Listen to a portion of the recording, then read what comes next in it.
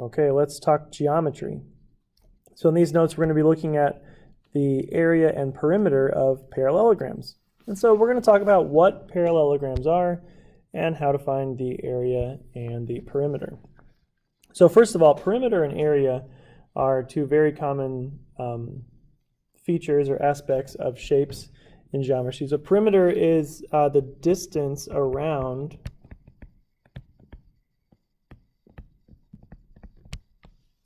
a shape.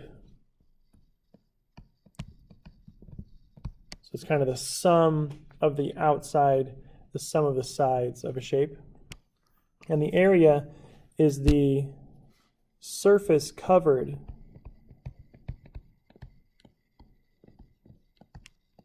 by a shape. So it's kind of how big it is, how much surface it covers.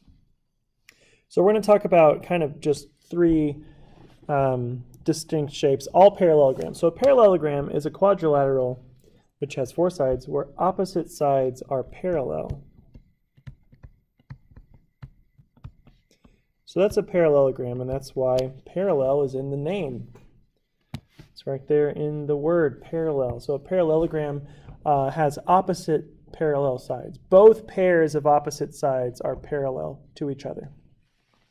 Now, a special type of parallelogram with four right angles is called a rectangle. Four right angles. And then a square is a type of rectangle. So it still has four right angles, but also has four equal sides. So just to kind of break that down a little bit more, parallelograms have opposite parallel sides like this. Rectangles, which are a type of parallelogram, also have opposite parallel sides, but they additionally have four right angles in the corners. So all four angles of these shapes are right, 90-degree angles. And a square has all the above, so opposite parallel sides, 90-degree angles, and all four sides are equal. So squares have it all. Now, to find the perimeter of a parallelogram, we simply add all four sides together. Right? Just sum up the lengths of all the sides. Now for area, we have to multiply, and the formula is A for area equals base times height. For most of these, for rectangles and squares, it's just kind of the bottom times the side. For a parallelogram, the height is found with the perpendicular distance from the base to the other base, to the other side. So base and height are always perpendicular to each other. For rectangles and squares, all their sides are perpendicular, so just multiply two of those together. But for a parallelogram, the height is this distance here. This is the base. Okay, so it's a perpendicular distance between the two parallel sides. So we're going to do some examples, see how this works. So find the area and perimeter of each parallelogram shown. So for example A, we have a rectangle with side lengths of 2.4 and 5.5. So for the area, we're just going to multiply those together. 2.4 times 5.5. And that equals 13.2 centimeters squared.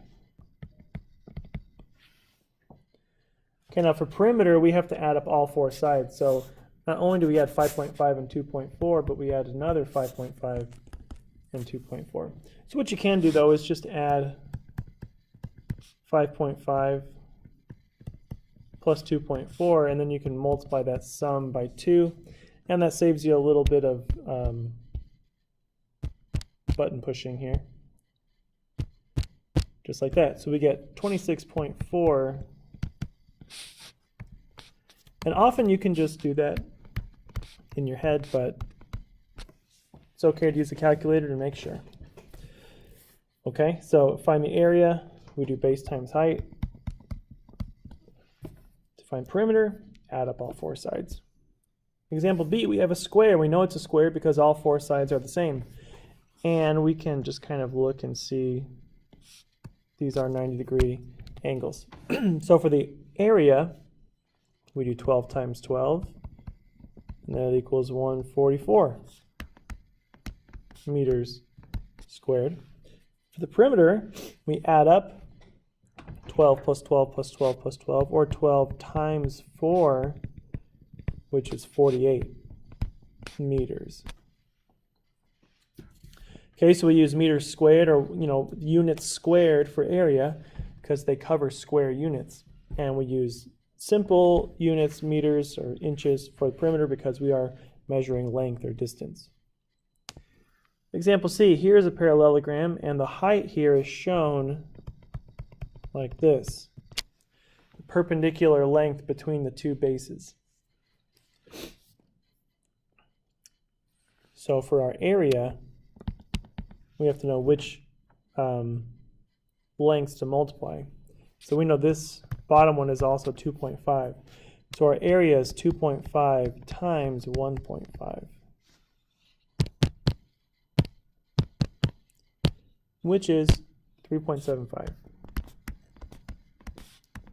inches squared. For the perimeter, we're going to add up the 2.5s and the 3s, not the 1.5, because that's an internal length, the height. So we add up the distance around the outside. So 3 plus 2.5 times 2, or just 3 plus 3 plus 2.5 plus 2.5. So that's 5.5 times 2, which is 11 inches. All right, let's move on here to example D. Now this is a composite figure. It's made up of multiple quadrilaterals that we can break it up into. Depending on the way you want to do it, you can split it here into two rectangles this way, or you can split it into two rectangles this way. And this shape has enough information that we can do either one. So for example, if we split it here, we have one rectangle on the left that's 4 yards by 9 yards. And we have a second rectangle here, or a rectangle, yes, that's 2 by 3. So this would have an area here of 6, 2 times 3. And this would be an area of 36. So to find the combined area, we just add those up. The area here is 42 yards squared. And now for the perimeter, we have 3, 2, 4, and 9, but we need to know this length here and this length here. But we can use the other information given to us to know. So for the bottom one, we have 4 and 2 make the same length there, so that's 6. And for the side here, this whole thing is 9, minus the 3 gives us 6 as well. So the perimeter is 4 plus 6 plus 2 plus 3 plus 6 plus 9. So that's 10, 12, 15, 21, 30. 30 yards. Now, just to show you, we could have split this up the other way. We could have broken it up here. So we have a rectangle that's 3 by 6, because 4 plus 2 is 6. And we have another rectangle here, which is 4 by 6, because 9 minus 3 is 6. So we have to kind of figure out those distances if we do it this way. And here, 4 times 6 is 24, and 3 times 6 is 18. And 24 plus 18 is still 42, so we get the same area, and then we're set up maybe a little faster for the perimeter. Either way, both methods give us the same answers. So when you have a composite figure like this, a composite shape, just break it up into different shapes that you know how to find the area of. Another way to find the area, which isn't really helpful for the perimeter, is to complete the shape. We can draw this here, okay? So what we then have is a smaller rectangle, which is 6 by 2, which is 12 yards squared. And then we have a larger rectangle here, which is 6 by 9, or 54. And then if we do 54 minus 12, we get 42 as well. So we can also take the overall area of the rectangle minus the smaller chunk and get the same result. So any way you look at it, the area of this L-shaped figure is 42 square yards.